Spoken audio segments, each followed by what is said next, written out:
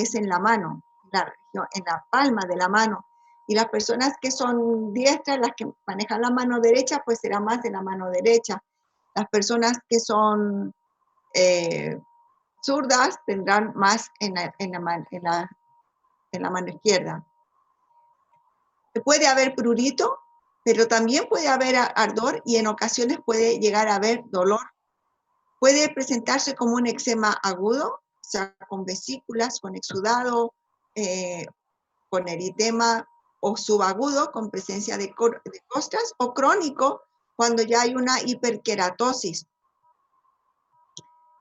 En otro método de diagnóstico, cuando tenemos la sospecha, pero no estamos seguros si es una dermatitis de contacto alérgica o por irritante primario, podemos pedir un test epicutáneo, que nos va a dar negativo. El test epicutáneo consiste en la aplicación de las sustancias. Hay baterías con diversas sustancias que se aplican generalmente en la región dorsal, en la piel de la región dorsal, y se hace la lectura a las 48 y 72 horas. Al retirar los parches, se van a evidenciar la presencia de eritema, de vesículas, dependiendo la severidad del cuadro. ¿Por qué será el test epicutáneo negativo? Si se produce por el contacto de una sustancia, ¿por qué será negativo? ¿Quién puede decirlo si es que lo ha leído o deducirlo?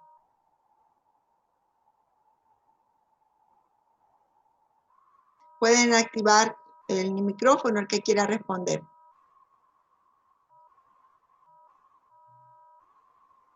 ¿Nadie? Porque no habrá una reacción a lo que se está colocando. Por eso saldrá negativo. Hay una reacción, pero ¿por qué cuando ponen estas sustancias, de estas baterías, son varias sustancias que se colocan, no hace reacción? La respuesta a grandes rasgos está aquí, en lo que les decía hace poquito. En la inmunidad innata. El proceso inflamatorio se produce por una reacción, un daño directo a los queratinocitos locales, y no va a haber lo que sucede, perdón, aquí.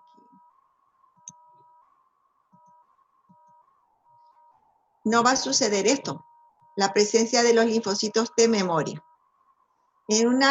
Para hacer el test epicutáneo, el test del parche, y en general en la investigación de cualquier alergia con diferentes test, se hacen cuando el proceso agudo ha desaparecido. Entonces se expone a las sustancias que uno sospecha que pueda hacer alergia.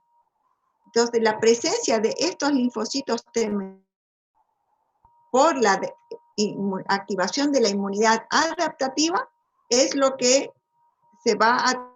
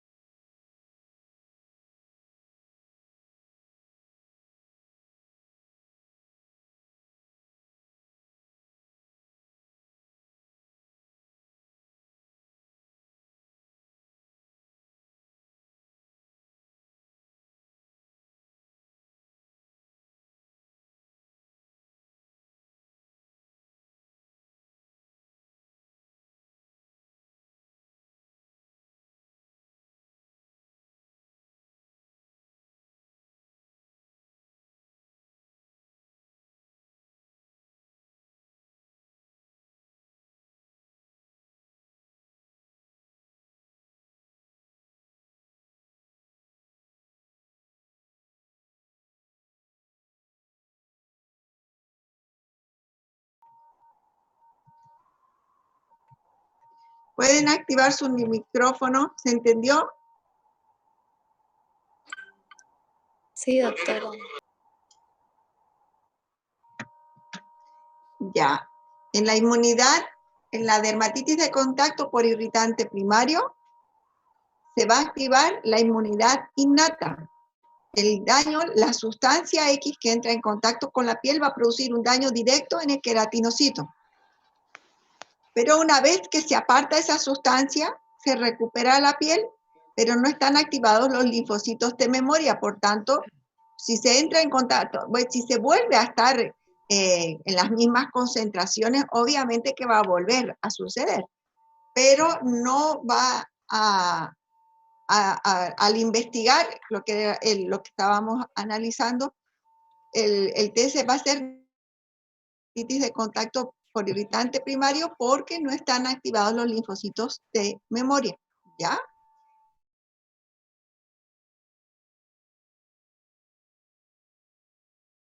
Está activada esta inmunidad. Bueno, sigamos. No está compartiendo su pantalla, doctora. ¿No estoy compartiendo? Ahí está, ya. Ahora Ah, sí. ok. Aparece. Ya. Ahora, en la clínica, tanto en la dermatitis por irritante de contacto por irritante primario como en la alérgica, es fundamental la relación con la sustancia, el contacto. Ahora, en la dermatitis por irritante primario, la lesión se queda generalmente en el lugar donde ha estado el contacto. En la dermatitis alérgica, cuando persiste el contacto, cada vez es más extenso, es más severo y se va diseminando. Y esa diseminación se caracteriza por ser simétrica. Decíamos que en la dermatitis por irritante primario había ardor, puede haber prurito leve y dolor. En la dermatitis alérgica el prurito es intenso. No suele haber dolor o ardor. Las lesiones que vamos a encontrar es lo que hablábamos hace un ratito de la dermatitis del eczema. Un cuadro agudo, eritema, vesículas, exudado. Un cuadro subagudo va a tener exudado, eritema, costras. Un cuadro crónico va a tener más escamas e hiperkeratosis. En el caso de la dermatitis de contacto por irritante primario, el test epicutáneo va a ser positivo. Si la persona, el paciente y el médico no conseguimos identificar cuál es el producto que desarrolla la dermatitis, podemos investigar haciendo el test epicutáneo. El tratamiento es fundamental, apartar la sustancia agresora. Eso es fundamental en las dos dermatitis. Si hay un eczema agudo, no importa la etiología, siempre en el tratamiento de la piel, cuando hay exudado, el tratamiento tópico es con fomentos, con compresas húmedas, que puede ser de vinagre diluido, puede ser ácido, puede ser agua boricada o puede ser agua de manzanilla, o puede ser agua hervida fría, puede ser suero fisiológico, ¿no? Cuando ya las lesiones revierten, cuando ya están en forma más seca, digámoslo así, entonces recién podemos o pomadas dependiendo lo que busquemos. Si es un cuadro muy severo, un cuadro muy extenso, vamos a preferir usar corticoides sistémicos en estas dosis. Van de 0,5 a 1 miligramo por kilo de peso al día. La prednisona, por entre 7 a 10 días. Cuando pasamos de 10 días, es mejor ir tirando paulatinamente al síndrome de supresión de corticoides. En los cuadros leves o localizados vamos a usar corticoides tópicos. Habíamos dicho que el de más baja potencia pero es el más seguro, es la hidrocortisona. Y de alta potencia está el clobetasol o el valerato o el dipropionato de betametasona. Entonces, si tenemos una dermatitis en párpados, preferimos usar hidrocortisona. Si tenemos una dermatitis en las manos, que es un cuadro más severo, la piel es más gruesa también, entonces preferimos corticoides de más alta potencia. Aquí tenemos una dermatitis de contacto aguda, ¿verdad? Porque hay presencia de vesículas. Este es un eczema deshidrótico. Sin embargo, aquí tenemos una dermatitis de contacto crónica. Hay eritema y hay presencia de escamas. Estos lugares, cuando la piel está muy seca, puede llegar a fisurar. Pueden haber fisuras en los pulpejos de los dedos y eso producir mucho dolor. Aquí tenemos, ¿quién se anima a decir aquí qué tipo de eczema sería?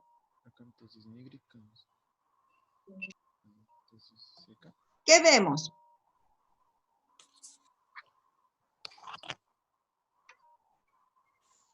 Hay un poquito de eritema, hay discreto eritema, hay escamas, hay costras. Es un exudado que se está secando, que está formando costras. Esto es un eczema subagudo, ya lleva varios días, ya ha pasado el periodo más agudo. En esta, ¿cuál será el contactante? Puede ser un perfume, puede ser un collar, ¿verdad? Que se ha puesto, eso hay que investigar. Si la paciente no refiere con qué asocia, nosotros tenemos que investigar. Aquí hay eritema y hay escamas. Y hay algunas escoriaciones por rascado o puede ser que hayan habido algunas costrículas. Llama la atención la simetría. Está exactamente en los dos lados igual. Y también llama la atención la forma. Esta forma es rectangular. Sigue el trayecto. Si le preguntamos si tenía una sandalia con unas tiras, con una cinta, no, seguramente nos va a decir que sí. Ahí veremos si eran de plástico, si eran de cuerina, si era de cuero. Y si no sabe, pues hacemos el test epicutáneo. Aquí, ¿qué tenemos? Eritema y escamas. Las lesiones son un poco discretamente, están en una disposición redondeada, pero no tiene los bordes bien definidos. El área de localización, aquí es la región pubiana, ¿no? Es la parte inferior del abdomen. Vamos a preguntar si cuando se pone un pantalón o si tiene un cinturón con una hebilla de metal. Es una dermatitis de contacto por el metal. Puede ser los botones de los jeans o pueden ser las hebillas de los cinturones. En este caso lo mismo. Es una lesión que tiene una forma un poco redondeada. Hay un eritema, hay un exudado, ¿verdad? Que sí. Hay erosiones. Pero aquí, ¿qué hay? Hay una hiperpigmentación. La piel se la nota más gruesa. Y hay un aumento de las líneas. ¿Cómo se llama esta lesión secundaria?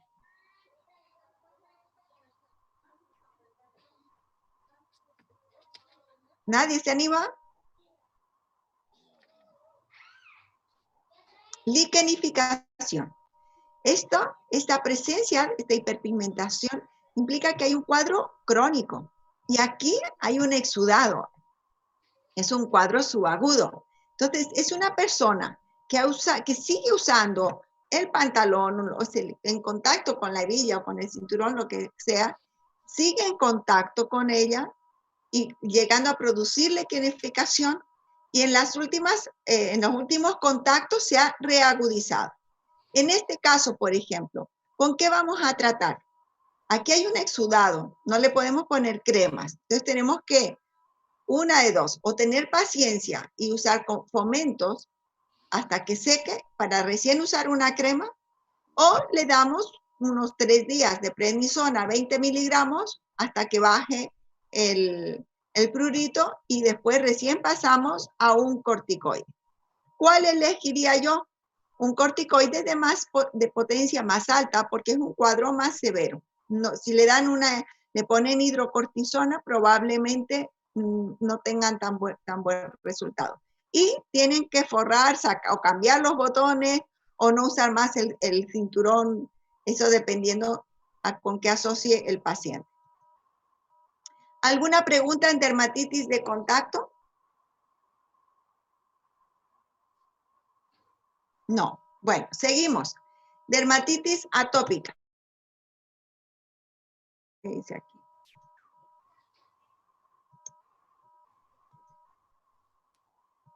La dermatitis atópica es un trastorno inflamatorio que afecta predominantemente a la población infantil. Puede darse también en adultos, pero es mucho más raro. Se asocia con otros cuadros atópicos como asma, bronquitis, rinitis, conjuntivitis de tipo alérgica. Y hay factores constitucionales y ambientales que influyen en su desarrollo. Entonces, hay un patrón genético que le hace a esa persona susceptible a estas alergias, y factores ambientales como el clima, las sustancias químicas, que van a producir una serie de fenómenos en el atópico. Va a haber entonces una interacción entre la base genética, alteraciones de la función autonómica. Son personas, por ejemplo, que cuando niños sobre todo, que corretean y sudan siempre, y ese sudor les hace picar, en vez de tener reacciones que la piel se pone roja al rascado, se pone blanca, y van a haber alteraciones en el sistema inmune. Va a haber más susceptibilidad a las infecciones virales y por Staphylococcus aureus, ¿no? Entonces se ha observado que en la dermatitis atópica hay un aumento de la susceptibilidad a infecciones virales, fúngicas y estafilocócicas. Hay portadores sanos de Staphylococcus aureus que generalmente se quedan habitando en las regiones periorificiales u orificiales a nivel nasal, perianal y en el ombligo. Estas personas suelen tener una elevación de IgE. También, y aquí me falta poner, bueno, después les pondré ahorita si me permiten. No, después les pongo. Hay una hipereosinofilia también, puede haber eosinofilia. Hay asociación con otras alergias, urticaria, intolerancias alimentarias, prurigo por picaduras de insectos. Los principales mecanismos de hipersensibilidad de la dermatitis atópica es la hipersensibilidad tipo 1, pero también puede haber hipersensibilidad tipo 2. Hay, ¿qué más tenemos aquí? Mayor severidad.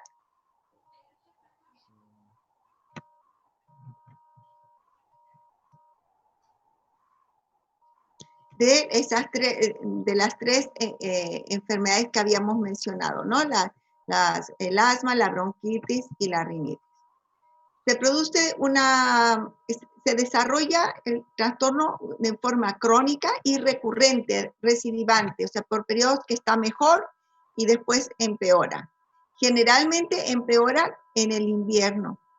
La piel del atópico generalmente es seca. Eso se llama xerosis. Las lesiones son intensamente pruriginosas. La persona atópica tiene un umbral muy bajo al prurito. Si una persona que no es atópica, cuando le pica un mosquito, se rasca una vez, los atópicos se rascan 10 veces, por darles un ejemplo. Las lesiones que se van a encontrar van a ser eritema, exudación, costras, escamas finas, y la distribución es característica. En los lactantes afecta el cuero cabelludo y la cara, sobre todo las mejillas. En los niños mayores y adolescentes, las áreas de flexión, los pliegues antecubitales y popliteos. En las lesiones que en las fases crónicas, o sea, un niño o un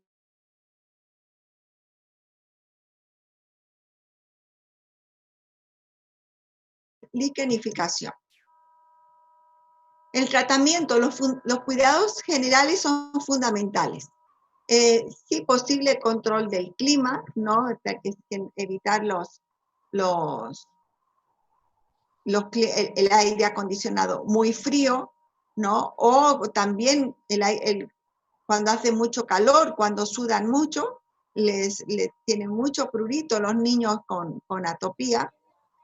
Hay que usar siempre ropa de algodón, evitar la ropa de lana o tejido sintético. Los detergentes y los suavizantes de la ropa tienen que ser evitados.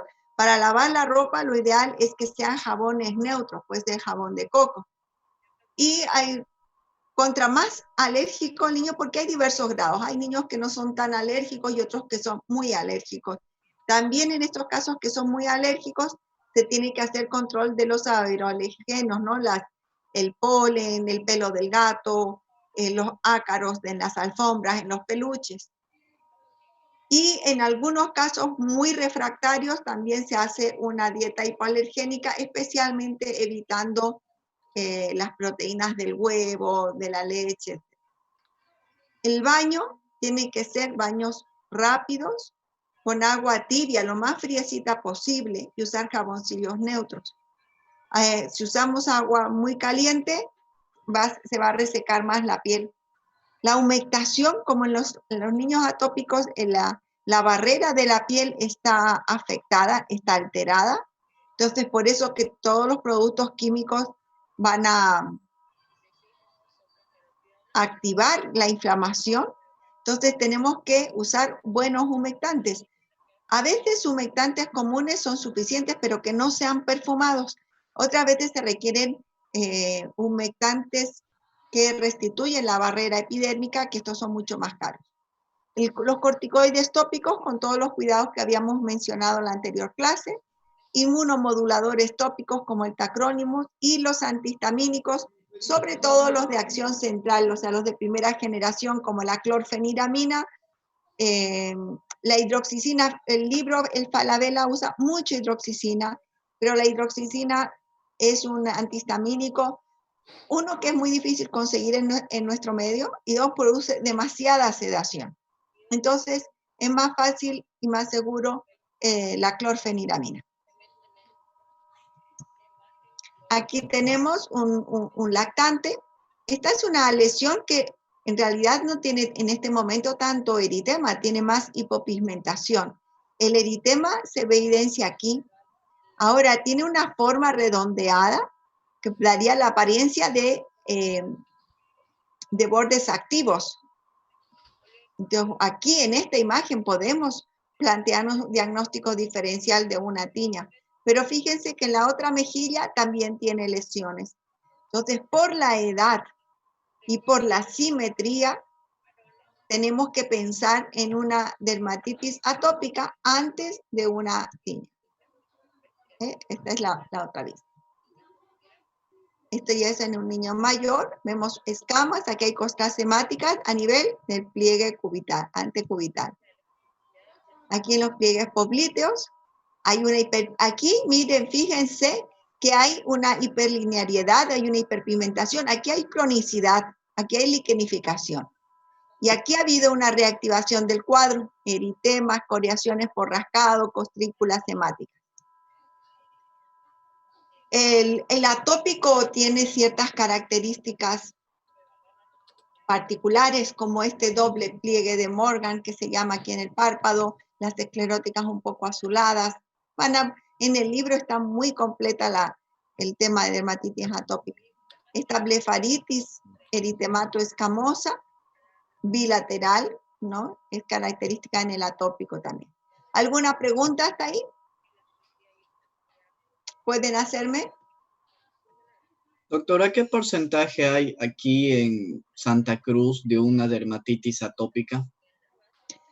No tenemos datos estadísticos bien fidedignos, ¿no? Nuestras estadísticas en general pues no son muy buenas. Pero, a ver, ¿qué te puedo decir? En pediatría es un motivo de consulta frecuente la dermatitis atópica. Esta enfermedad es más frecuente contra el país sea más desarrollado, entonces más incidencia de dermatitis atópica, porque hay mayor uso de agentes químicos, detergentes para la ropa, perfumes, ropas de tejidos sintéticos, suavizantes para la ropa, químicos para planchar la ropa, químicos para todo. Entonces, es una enfermedad que es contra más desarrollo, digámoslo así, más dermatitis atópica. Ya, gracias. ¿Ya? Y nosotros, pero no hay un datos que yo conozca, por lo menos estadísticos, que pueda comparar la incidencia en Santa Cruz comparada con otros departamentos. Bien, estas enfermedades, las que hemos visto ahora, tienen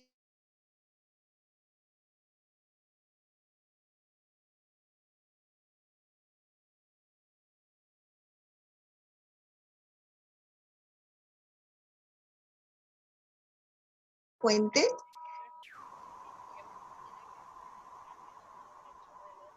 pero que son más de manejo del especialista. La dermatitis seborreica es una patología que tiene una quiere la presencia de sebo, por eso se llama seborreica, se presenta más en áreas donde hay mayor proliferación de glándulas sebáceas y proliferación de una levadura, que en algunos libros está como Pityrosporum ovale o orbiculare, y en otros como Malassezia especie. Tiene una evolución crónica, recurrente, empeora con el frío y con el estrés. El prurito es variable, hay personas que no sienten absolutamente nada y otras personas que sienten mucho prurito. Afecta particularmente la región del cuero cabelludo, la región centrofacial, retroauricular y las áreas intertriginosas, pliegues axilares o pliegues inguinales. La caspa es una forma de dermatitis seborreica. Se caracteriza por eritema y escamas amarillentas que se desprenden fácilmente y en procesos reagudizados o severos puede haber un exudado. El tratamiento, aquí sí vamos a decir antimicóticos tópicos para disminuir la población de la levadura. El antimicótico que más usamos va a ser el ketoconazol, pero en lociones y en shampoo, no por vía oral. Hay algunas personas que usan por vía oral también, pero yo prefiero algo más conservador y acuérdense que no tiene cura, tiene solo control. Todas las enfermedades que estamos viendo hasta el momento, ninguna tiene cura, tiene control. En el caso de la dermatitis atópica, con el tiempo, la piel se va a hacer más resistente. Igual que el niño que tiene asma o que tiene bronquitis, con la edad va a ir mejorando esos episodios. La dermatitis de contacto, igual. Si se vuelve a estar en contacto, va a volver a aparecer las lesiones. La psoriasis es una enfermedad de base genética hereditaria que afecta a un 2% de la población. Es más frecuente en la edad adulta y afecta a ambos sexos por igual. Empeora, al igual que la dermatitis seborreica, empeora con el frío y con el estrés. El prurito también es variable. Hay personas que no sienten nada de prurito y otras personas que sienten mucho prurito. Se caracteriza por pápulas y placas eritematosas que tienen una escama blanco-plateada. Hay una maniobra clínica que es el signo de Auspitz, consiste en raspar, puede ser con un baja lengua, con una pequeña cureta roma.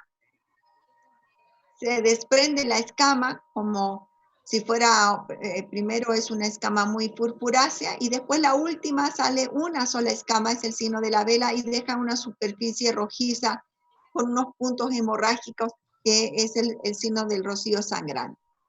Se conoce esa maniobra como el signo de Auspitz. Pueden haber cambios ungueales, la uña en dedal. Puede haber artritis también, alguna artritis psoriásica. Hay diferentes formas de psoriasis. No he querido entrar en muchas, hacer muy detallista porque no vamos a poder abarcar tanta materia, pero sí que sería bueno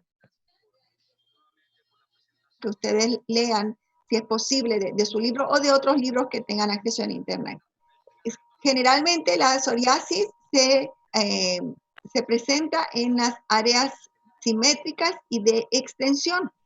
Contrariamente a lo que habíamos mencionado de la dermatitis atópica en las áreas de flexión, la psoriasis en las áreas de extensión, es decir, los codos o las rodillas.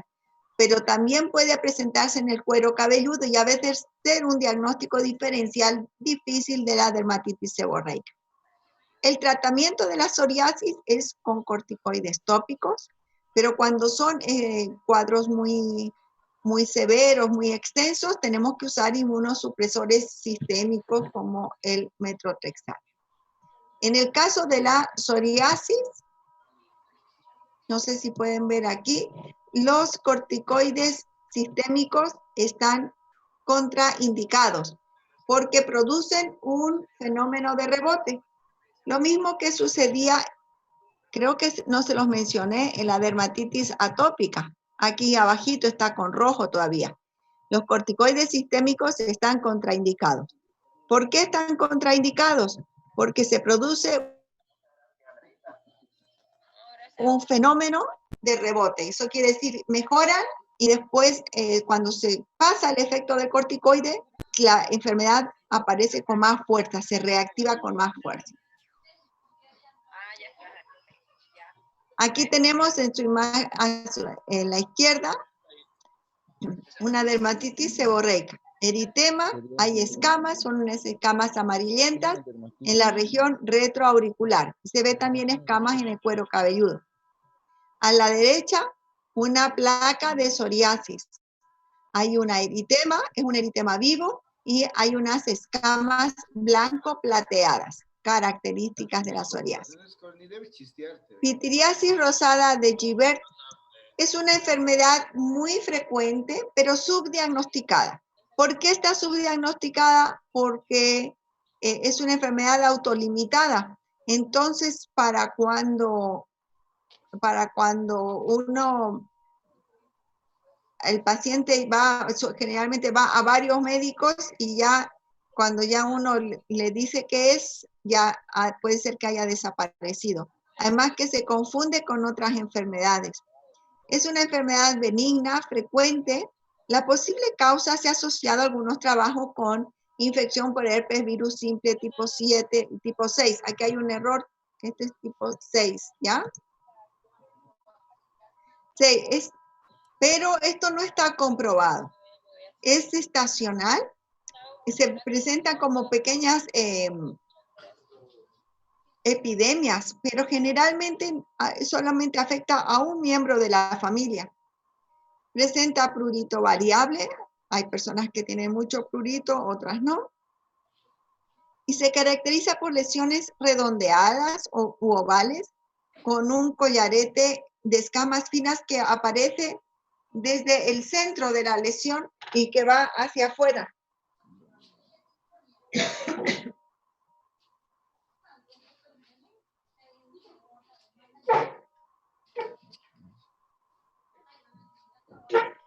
Aparece primero una lesión que se llama la lesión predecesora o placa heraldo. Y después de una semana se va a aparecer otras más pequeñas, ovales también, que se distribuyen sobre todo en el tronco. Diagnóstico diferencial. La placa heraldo, el diagnóstico diferencial principal es la tinea corporis. Y en el caso de cuando ya aparecen todas las otras lesiones, el diagnóstico diferencial es una sífilis secundaria. Por eso siempre tenemos que pedir, sobre todo en adultos jóvenes, con un VDRL. Tratamiento automático, se puede dar hidrocortisona al 1% en crema o antihistamínicos, y sabemos que entonces que va a remitir aproximadamente en 3 semanas. Esta es una placa heraldo, es una lesión redondeada, con escamas, con eritema, y aquí ya aparecen todas las otras lesiones que son redondeadas. Puede simular una tiña, porque son redondeadas, pero fíjense cómo las aparecen desde el centro de la lesión y de ahí van hacia afuera. Aquí la escama es menos evidente. Aquí un diagnóstico diferencial es sífilis secundaria. Siempre pidan un VDRL en estos casos. Dermatitis del pañal. Es un proceso inflamatorio que se afecta al área del pañal, frecuente en bebés o en personas con incontinencia. Una característica es el eritema en las áreas convexas, o sea, donde ha tenido contacto con el pañal. Se respetan los pliegues a no ser que haya una sobreinfección candidiásica. Es característico el signo de la W. Predomina el eritema o tensión. Pueden haber escamas, pero en áreas donde no se ha concentrado la humedad. Puede ser asintomática o puede presentar prurito, ardor, y en casos muy severos puede llegar a tener dolor. Es frecuente que se sobrepongan infecciones bacterianas o micóticas, sobre todo en las áreas de los pliegues. Y el tratamiento son los cuidados generales, cambiar frecuentemente los pañales. Puede ser que hayan pañales que sean más adecuados para el tipo de clima, que tengan menos plástico, que sean más absorbentes, y las pastas del azar, el hipogloss, que todas tienen óxido de zinc, que pueden tener vitamina A, que forman una barrera en la zona del pañal. Aquí entonces tenemos eritema, aquí hay escamitas aquí, en esta parte. Aquí hay un discreto compromiso de los pliegues. Bueno, y ahora para una patología que sí es muy frecuente en nuestro medio, que son las tiñas, las dermatofitosis. Están producidas por los dermatofitos.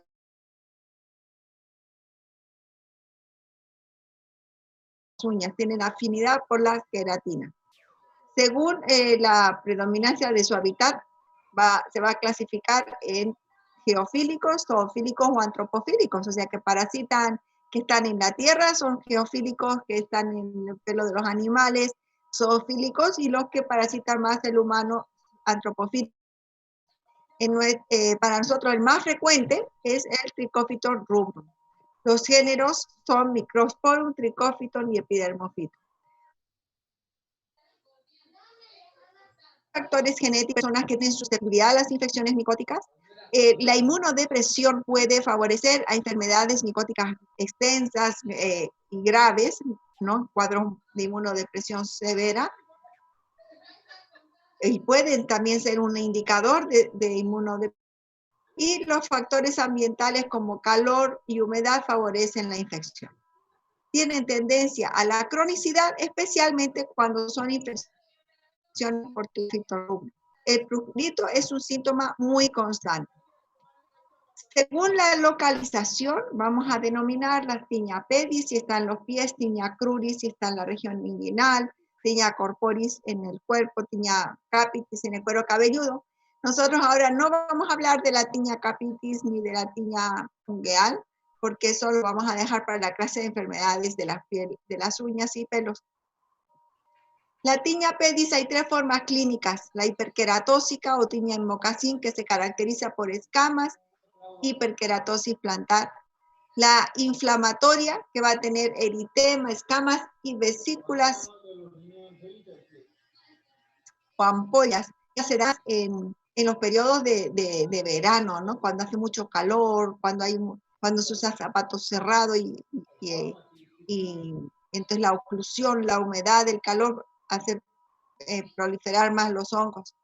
Pueden haber lesiones a distancia que se conocen como dermatofitides, son vesículas, generalmente las palmas de las manos, donde no se va a evidenciar los hongos, o sea, si hacemos un examen micológico de esas lesiones nos va a dar negativo. La tiña pedis interdigital, que se caracteriza por descamación, maceración y fisuras, y suele haber contaminación por bacterias y levaduras. La tiña cruris se localiza en las regiones inguinales, se presenta con eritema y puede haber en la zona central una hiperpigmentación, los bordes son bien delimitados con presencia de escamas, microvesículas y microcostrículas hemáticas. Tiña corporis, una forma tricofítica, generalmente son pocas lesiones y la gente suele ser el Trichophyton rubrum. Las lesiones son redondeadas, tienen un crecimiento centrífugo, a veces pueden formar semiarcos, formar lesiones arciformes, tienen los bordes activos, donde vamos a encontrar pequeñas vesículas y pequeñas costras hemáticas. La forma microspórica generalmente se da más en los niños, por contacto microspuncanis, o sea, por contacto de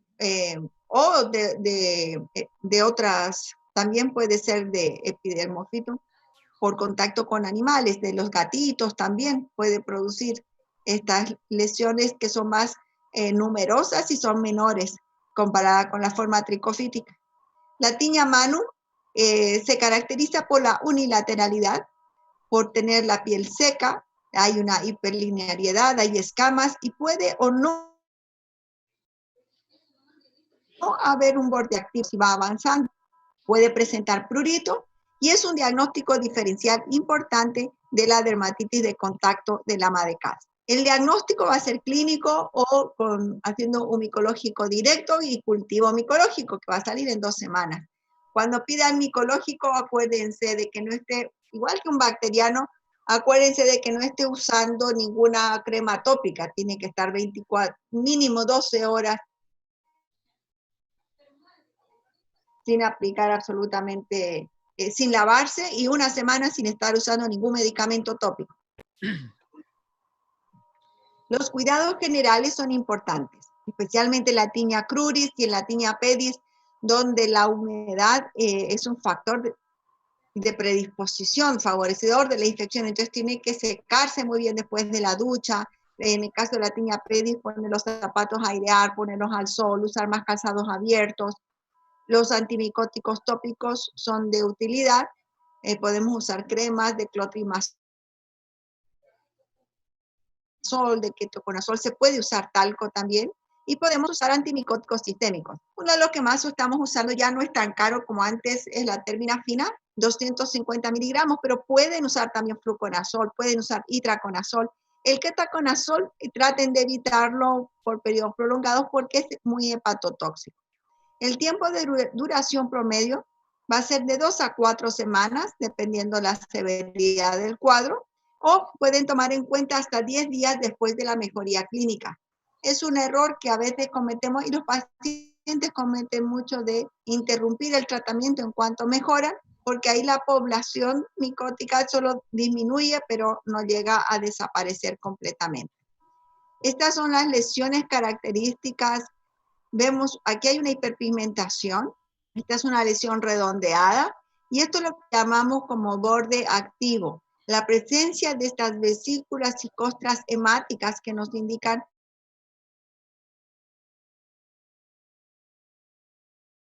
el nombre de empeine. Hay escamas y hay un borde bien eritematoso. Por eso que en esta imagen, por ejemplo, es muy difícil el diagnóstico diferencial de una pitiriasis versicolor. Pero esta lesión ha crecido centrífugamente. Si le preguntamos, la mamá va a decir, o la persona, apareció como una picadurita y después fue creciendo hacia afuera. En una Doctora, placa se va a heraldo, cortar. generalmente la lesión aparece del tamaño que es. Esta es una tinea corporal